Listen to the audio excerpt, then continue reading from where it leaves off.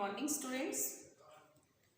आज BSc third year का जो हमारा लेसन चल रहा था फिजिकल केमिस्ट्री का हम कर रहे थे, जिसमें हमने metal ligand bonding in transition metal complex का लेसन लिया था। सेकेंड लेसन है ये, metal ligand bonding in transition metal complex. Repeat कर रहे हैं एक बार पुराने वाला। उसके अंदर हमने जो वैलेंस बॉन्ड थ्योरी है, वीबीटी है, संयोजकता बल सिद्धांत, उसकी कमियों के बारे में हमने स्टडी की थी। कमियां देखी थी हमने, इसको डिटेल में हमने लिया था। कमियां क्या थी कि इसके अंदर जो ट्रांजिशन कॉम्प्लेक्स होते हैं वो कलर्ड होते हैं, रंगीन होते हैं। हालांकि वैसे तो क्या है, दृश्य प्रकाश से लाइट को एब्जॉर्ब करते हैं, तो उसी के हिसाब से उनका पूरक कलर हमें दिखाई देता है, पूरक रंग हमें दिखाई देता है। और उसके बाद हमने क्या देखा था कि जैसे हमारे पास कॉम्प्लेक्स है CuH2O, इसके अंदर इसकी जो प्रकृति है ये डिस्टॉर्टेड होती है, इसकी आकृति डिस्टॉर्टेड होती है, विकृत होती है। इसमें 4 स्रोतों को एक ही साइड में होते हैं, लेकिन 2 जो है वो अपर एंड लोअर पर होते हैं। तो ऐसा क्यों होता है, इसके बारे में ये वीबीटी सिद्धांत हमें नहीं समझा सका। फिर हमने कॉम्प्लेक्स किए थे, कौन कौन से कॉम्प्लेक्स किए थे हमने, उनकी डिटेल स्ट्रक्चर के अंदर किया था कि जो CO NH3 6 है या CuCN6 है, ये जो कॉम्प्लेक्स है, ये कॉम्प्लेक्स इनके अंदर हमने क्या देखा था कि इनके अंदर जो इलेक्ट्रॉन्स है जंप करके चले जाते हैं अपर लेवल में या लोअर लेवल के अंदर, डी ऑर्बिटल्स के अंदर हमने किया था। तो ऐसा क्यों होता है, इसके बारे में भी ये संयोजकता बल सिद्धांत हमें डिटेल स्टडी नहीं बता सका। फिर हमने किया था कि जो निकल आयन है, निकल आयन अमोनिया के साथ तो चतुष्फलक की संरचना बनाता है, और वही ये निकल आयन Cn के साथ वर्ग समतलीय स्ट्रक्चर बनाता है। ऐसा क्यों होता है, तो इसके बारे में भी ये डिटेल स्टडी, मतलब ये सिद्धांत हमें नहीं समझा सका। ये हमने काफी इसके अंदर किए थे पॉइंट्स, तो ये शॉर्ट के अंदर मैंने आपको बताया है। अब इन कमियों को दूर करने के लिए हमारे पास क्रिस्टल फील्ड थ्योरी आती है। क्रिस्टल फील्ड थ्योरी जिसका हम आज आपको केवल सूक्ष्म ज्ञान देंगे, एलिमेंट्री ज्ञान देंगे थोड़ा सा। उसके बाद हम अलग अलग जैसे अष्टफलकीय है, चतुष्फलकीय है, वर्ग समतलीय है, इनके अंदर हम क्रिस्टल फील्ड थ्योरी को हम देखेंगे। तो एलिमेंट्री आइडियाज ऑफ CFT यानी क्रिस्टल फील्ड थ्योरी।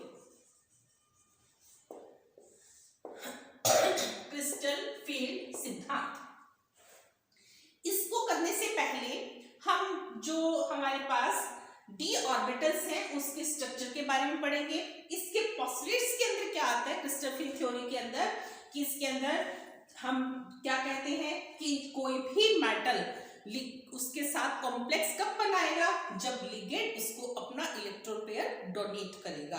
अब यहाँ पर जो लिगेंड है, लिगेंड को इन्होंने पॉइंट चार्ज के रूप में माना है, ठीक है, एक पॉइंट चार्ज के रूप में मान के कोई भी लिगेंड उदासीन भी हो सकता है, ऋणावेशित। उसका ऋणावेशित पार्ट जो है वो किस साइड के अंदर होगा, मेटल की तरफ होगा। और मेटल और लिगेंड के बीच में किसी प्रकार का भी इसके अंदर केवल इलेक्ट्रोस्टैटिक फोर्स ही कार्य करता है, यानी इनके बीच में कोई इंटरेक्शन नहीं होता। यानी धातु और लिगेंड की प्रकृति जो है वो आयनिक होती है।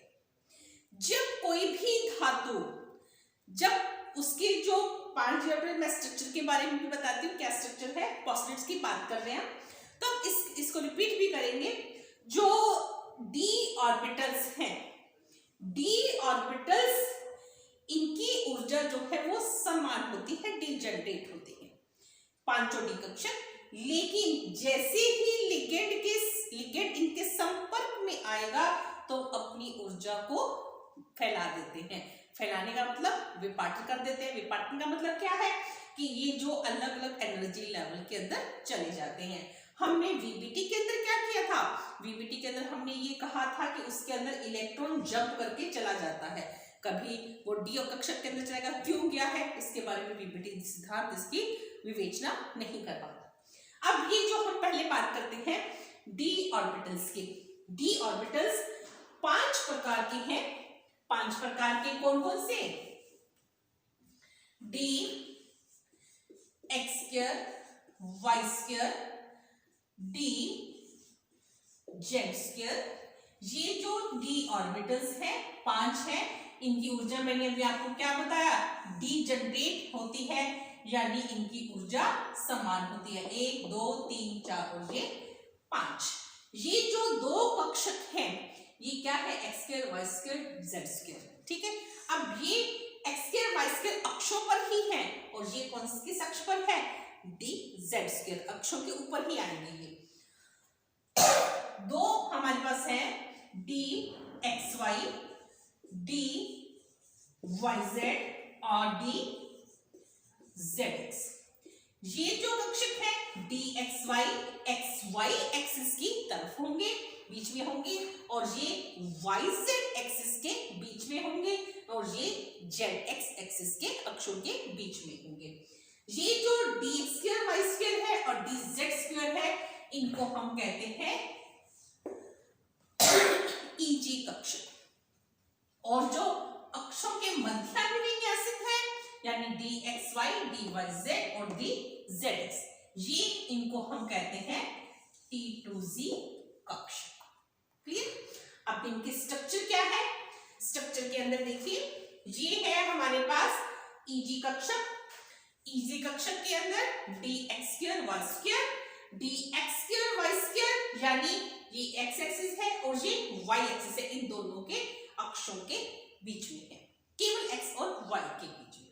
डी जेड स्क्वायर है, दैट मींस दोनों लोब्स किसके अंदर आ जाएंगे, जेड एक्सिस की तरफ आ जाएंगे। क्लियर? नेक्स्ट आता है हमारे पास 3 T2Z कक्षक। T2Z कक्षक कौन से हैं, डी एक्स वाई है एक्स एक्सिस की तरफ और ये है वाई एक्सिस की तरफ। क्लियर? फिर आता है डी वाई जेड वाई की तरफ और ये है जेड की तरफ। फिर आता है D z x Z axis की और एक्स एक्सिस की ओर।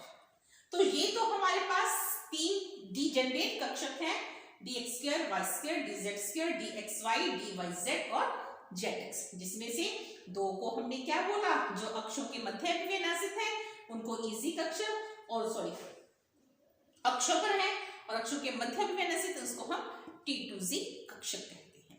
ठीक है, अब जो CFT है, CFT ने क्या बोला है कि सबसे पहला पॉस्टुलेट उसका क्या आता है कि लिगेंड को पॉइंट चार्ज के बिंदु आवेश के रूप में उसको माना गया है।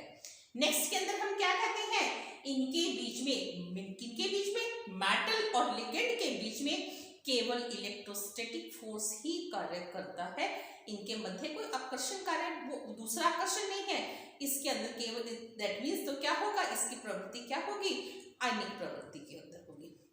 पहले धातु के जो डी कक्षक हैं वो डी जनरेट होंगे, यानी उनकी ऊर्जा बराबर होगी, लेकिन जैसे ही लिगेंड उनके संपर्क में आएगा तब उनके अंदर ऊर्जाओं का वितरण हो जाता है, कक्षकों का विपाटन हो जाता है।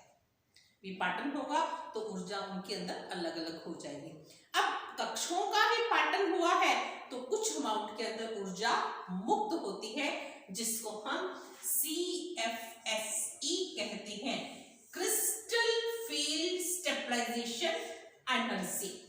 क्या कहते हैं इसको, crystal field stabilization energy. Crystal field स्थायीकरण ऊर्जा कहा जाता है। अब हम नेक्स्ट टॉपिक के अंदर क्या लेंगे, नेक्स्ट टॉपिक के अंदर हम ये जो CFT है, जब लिगेंड इसके संपर्क में आएंगे तब इसके अंदर कक्षकों का विपाटन होगा, ऊर्जा अलग होगी इसकी, उनका हम अलग अलग यानी अष्टफलकीय के अंदर, चतुष्फलकीय के अंदर इनकी हम स्टडी करेंगे। तो नेक्स्ट टॉपिक हमारा क्या होगा, क्रिस्टल फील्ड थ्योरी किसके अंदर, ऑक्टाहेड्रल के अंदर या टेट्राहेड्रल के अंदर, अलग अलग सिलेबस के अकॉर्डिंग हम चलेंगे। तो आपको माइंड में ये रहना चाहिए कि हमारे पास 5 डी कक्षक हैं, इजी और T2Z। इजी कौन से हैं, dx² y² dz², और T2Z कौन से हैं, dxy dyz और dzx। Okay, thank you.